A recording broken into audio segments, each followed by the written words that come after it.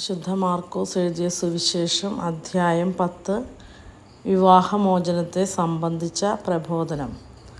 അവൻ അവിടം വിട്ട് യൂദയായിലേക്കും ജോർദാന് മറുകരയിലേക്കും പോയി. വീണ്ടും ജനങ്ങൾ അവൻ്റെ അടുക്കൽ ഒരുമിച്ച് കൂടി. പതിവുപോലെ അവൻ അവരെ പഠിപ്പിച്ചു. ഫരിസേയർ വന്ന് അവനെ പരീക്ഷിച്ചുകൊണ്ട് ചോദിച്ചു, ഭാര്യയെ ഉപേക്ഷിക്കുന്നത് നിയമാനുസൃതമാണോ? അവൻ മറുപടി പറഞ്ഞു, മോശ എന്താണ് നിങ്ങളോട് കൽപ്പിച്ചത്? അവർ പറഞ്ഞു, ഉപേക്ഷാപത്രം കൊടുത്ത് അവളെ ഉപേക്ഷിക്കാൻ മോശ അനുവദിച്ചിട്ടുണ്ട്. യേശു പറഞ്ഞു, നിങ്ങളുടെ ഹൃദയകാഠിന്യം കൊണ്ടാണ് മോശ ഈ നിയമം നിങ്ങൾക്ക് വേണ്ടി എഴുതിയത്. എന്നാൽ സൃഷ്ടിയുടെ ആരംഭം മുതലേ ദൈവം അവരെ പുരുഷനും സ്ത്രീയുമായി സൃഷ്ടിച്ചു. ഇക്കാരണത്താൽ പുരുഷൻ പിതാവിനെയും മാതാവിനെയും വിടുകയും അവർ ഇരുവരും ഒരു ശരീരമായി തീരുകയും ചെയ്യും.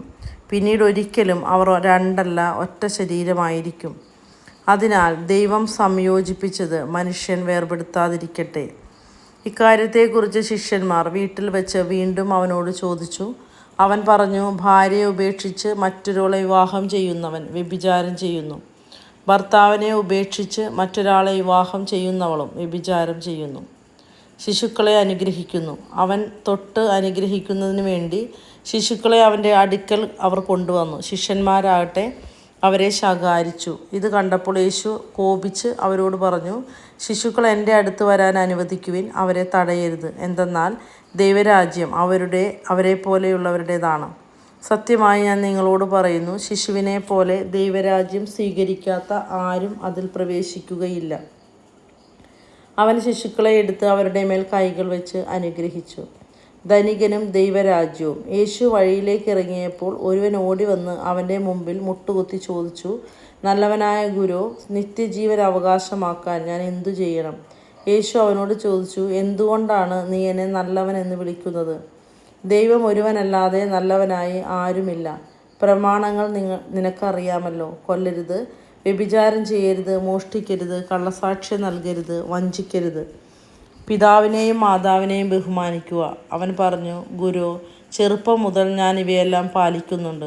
യേശു സ്നേഹപൂർവ്വം അവനെ കടാക്ഷിച്ചുകൊണ്ട് പറഞ്ഞു, നിനക്ക് ഒരു കുറവുണ്ട്. പോയി നിനക്കുള്ളതെല്ലാം വിറ്റ് ദരിദ്രർക്ക് കൊടുക്കുക. അപ്പോൾ സ്വർഗത്തിൽ നിനക്ക് നിക്ഷേപമുണ്ടാവും. പിന്നെ വന്ന് എന്നെ അനുഗമിക്കുക. ഈ വചനം കേട്ട് അവൻ വിഷാദിച്ച് സങ്കടത്തോടെ തിരിച്ചുപോയി. കാരണം അവന് വളരെയേറെ സമ്പത്തുണ്ടായിരുന്നു. യേശു ചുറ്റും നോക്കി ശിഷ്യരോട് പറഞ്ഞു, സമ്പന്നൻ ദൈവരാജ്യത്തിൽ പ്രവേശിക്കുക എത്ര പ്രയാസം. അവൻ്റെ വാക്കുകേട്ട് ശിഷ്യന്മാർ വിസ്മയിച്ചു. യേശു വീണ്ടും അവരോട് പറഞ്ഞു, മക്കളെ, ദൈവരാജ്യത്തിൽ പ്രവേശിക്കുക എത്ര പ്രയാസം. ധനവാൻ ദൈവരാജ്യത്തിൽ പ്രവേശിക്കുന്നതിനേക്കാൾ എളുപ്പം ഒട്ടകം സൂചിക്കുഴയിലൂടെ കടക്കുന്നതാണ്. അവർ അത്യന്തം വിസ്മയഭരിതരായി ചോദിച്ചു, അങ്ങനെയെങ്കിൽ രക്ഷപ്പെടാൻ ആർക്ക് കഴിയും? യേശു അവരുടെ നേരെ നോക്കി പറഞ്ഞു, മനുഷ്യന് ഇത് അസാധ്യമാണ്, ദൈവത്തിന് അങ്ങനെയല്ല. അവിടത്തേക്ക് എല്ലാം സാധിക്കും. പത്രോസ് പറഞ്ഞു, ഇതാ ഞങ്ങളെല്ലാം ഉപേക്ഷിച്ച് നിന്നെ അനുഗമിച്ചിരിക്കുന്നു. യേശു പ്രതിവചിച്ചു, സത്യമായി ഞാൻ നിങ്ങളോട് പറയുന്നു, എന്നെ പ്രതിയും സുവിശേഷത്തെ പ്രതിയും ഭവനത്തെയോ സഹോദരന്മാരെയോ സഹോദരിമാരെയോ മാതാവിനെയോ പിതാവിനെയോ മക്കളെയോ വയലുകളെയോ ത്യജിക്കുന്നവരിലാർക്കും ഇവിടെ വെച്ച് തന്നെ 100 ഇരട്ടി ലഭിക്കാതിരിക്കയില്ല. ഭവനങ്ങളും സഹോദരന്മാരും സഹോദരിമാരും മാതാക്കളും മക്കളും വയലുകളും അവയോടൊപ്പം പീഡനങ്ങളും വരാനിരിക്കുന്ന കാലത്ത് നിത്യജീവനും. എന്നാൽ മുമ്പന്മാരിൽ പലരും പിമ്പന്മാരും പിമ്പന്മാരിൽ പലരും മുമ്പന്മാരുമാകും. പീഡാനുഭവവും ഉത്ഥാനവും. 3-ാം പ്രവചനം. അവർ ജെറൂസലേമിലേക്കുള്ള വഴിയെ നടന്നു പോവുകയായിരുന്നു. യേശു അവരുടെ മുമ്പിൽ നടന്നിരുന്നു. അവർ വിസ്മയിച്ചു. അനുയാത്ര ചെയ്തിരുന്നവർ ഭയപ്പെടുകയും ചെയ്തു. അവൻ 12 പേരെയും അടുത്ത് വിളിച്ച് തനിക്ക് സംഭവിക്കാനിരിക്കുന്ന കാര്യങ്ങൾ പറയാൻ തുടങ്ങി. ഇതാ, നമ്മൾ ജെറൂസലേമിലേക്ക് പോകുന്നു. മനുഷ്യപുത്രൻ പ്രധാന പുരോഹിതന്മാർക്കും നിയമജ്ഞന്മാർക്കും ഏൽപ്പിക്കപ്പെടും. അവർ അവനെ മരണത്തിന് വിധിക്കുകയും വിജാതിയർക്ക് ഏൽപ്പിച്ചു കൊടുക്കുകയും ചെയ്യും. അവർ അവനെ പരിഹസിക്കുകയും അവൻ്റെ മേൽ തുപ്പുകയും അവനെ പ്രഹരിക്കുകയും വധിക്കുകയും ചെയ്യും. 3 ദിവസത്തിന് ശേഷം അവൻ ഉയർത്തെഴുന്നേൽക്കും. സെബദീപുത്രന്മാരുടെ അഭ്യർത്ഥന. സെബദീപുത്രന്മാരായ യാക്കോബും യോഹന്നാനും അവനെ സമീപിച്ച് അപേക്ഷിച്ചു, ഗുരു, ഞങ്ങൾ അങ്ങയോട് അപേക്ഷിക്കുന്നതെന്തും ഞങ്ങൾക്ക് ചെയ്തു തരണമെന്ന് ഞങ്ങൾ ആഗ്രഹിക്കുന്നു. അവൻ ചോദിച്ചു, നിങ്ങൾക്ക് വേണ്ടി ഞാൻ എന്ത് ചെയ്യണമെന്നാണ് നിങ്ങൾ ആഗ്രഹിക്കുന്നത്? അവർ പറഞ്ഞു, അങ്ങയുടെ മഹത്വത്തിൽ ഞങ്ങളിലൊരാൾ അങ്ങയുടെ വലത്തുവശത്തും മറ്റേയാൾ ഇടത്തുവശത്തും ഉപവിഷ്ടരാകാൻ അനുവദിക്കണമേ. യേശു പ്രതിവചിച്ചു, നിങ്ങൾ ആവശ്യപ്പെടുന്നത് എന്താണെന്ന് നിങ്ങൾ അറിയുന്നില്ല. ഞാൻ കുടിക്കുന്ന പാനപാത്രം കുടിക്കാനോ ഞാൻ സ്വീകരിക്കുന്ന സ്നാനം സ്വീകരിക്കാനോ നിങ്ങൾക്ക് കഴിയുമോ?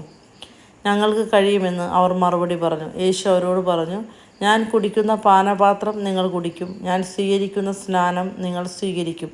എന്നാൽ എൻ്റെ വലത്തുവശത്തോ ഇടത്തുവശത്തോ ഇരിക്കാനുള്ള വരം തരേണ്ടത് ഞാനല്ല, അതാർക്ക് വേണ്ടി സജ്ജമാക്കപ്പെട്ടിരിക്കുന്നുവോ അവർക്കുള്ളതാണ്. ഇത് കേട്ടപ്പോൾ ബാക്കി 10 പേർക്ക് യാക്കോബിനോടും യോഹന്നാനോടും അമർഷം തോന്നി. യേശു അവരെ അടുത്ത് വിളിച്ചു പറഞ്ഞു, വിജാതീയരുടെ ഭരണകർത്താക്കൾ അവരുടെ മേൽ യജമാനത്വം പുലർത്തുന്നുവെന്നും അവരുടെ പ്രമാണികൾ അവരുടെ മേൽ അധികാരം പ്രയോഗിക്കുന്നുവെന്നും നിങ്ങൾക്കറിയാമല്ലോ. എന്നാൽ നിങ്ങളുടെ ഇടയിൽ അങ്ങനെ ആകരുത്. നിങ്ങളിൽ വലിയവനാകാൻ ആഗ്രഹിക്കുന്നവൻ നിങ്ങളുടെ ശുശ്രൂഷകനായിരിക്കണം. നിങ്ങൾ ഒന്നാമനാകാൻ ആഗ്രഹിക്കുന്നവൻ എല്ലാവരുടെയും ദാസനുമായിരിക്കണം. മനുഷ്യപുത്രൻ വന്നിരിക്കുന്നത് ശുശ്രൂഷിക്കപ്പെടാനല്ല, ശുശ്രൂഷിക്കാനും സ്വന്തം ജീവൻ അനേകർക്ക് വേണ്ടി മോചനദ്രവ്യമായി നൽകാനുമത്രേ.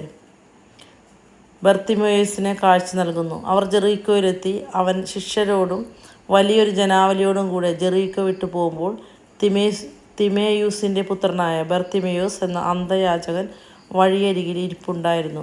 നസ്രായനായ യേശുവാണ് പോകുന്നത് അറിഞ്ഞപ്പോൾ അവൻ ഉച്ചത്തിൽ വിളിച്ചു പറഞ്ഞു, ദാവീദിൻ്റെ പുത്രനായ യേശുവേ, എന്നിൽ കനിയണമേ. നിശബ്ദനായിരിക്കുവാൻ പറഞ്ഞുകൊണ്ട് പലരും അവനെ ശകാരിച്ചു. എന്നാൽ അവൻ കൂടുതൽ ഉച്ചത്തിൽ വിളിച്ചു പറഞ്ഞു, ദാവീദിൻ്റെ പുത്ര, എന്നിൽ കനിയണമേ. യേശു പെട്ടെന്ന് നിന്നിട്ട് പറഞ്ഞു, അവനെ വിളിക്കുക.